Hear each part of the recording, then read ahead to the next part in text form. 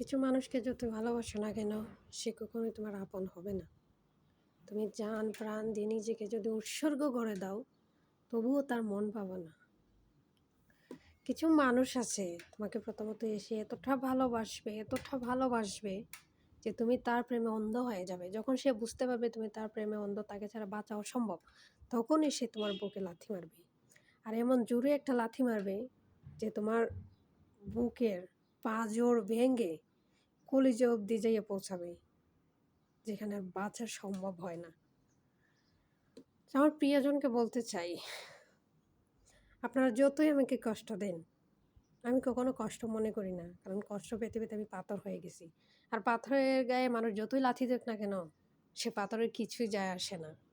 আমি একটা জীবন্ত পাথর, মানুষরূপী পাথর, যার গায়ে কখনো যতই আঘাত করো কখনো সে আঘাতগুলো লাগে না।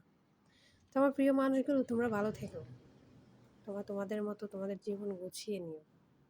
আমি না হয় খারাপ মেয়ে, খারাপই থেকে গেলাম, ভালো হওয়ার কি দরকার। তো যাই হোক, তো আমি হচ্ছে এই মোবাইলটা গিফট পেয়েছি এই ঈদে। বলতে পারি না এটা কী মোবাইল জানি না, যদি কেউ জানেন তাহলে আমাকে কমেন্টে জানাবেন। মোবাইলটা কিন্তু অনেক সুন্দর, অনেক দামি মনে হচ্ছে। তো যে বলতে পারবে তাকে আমি 100 রিয়াল গিফট দেবো, যে বলতে পারবে এটা কী মোবাইল। Thank you.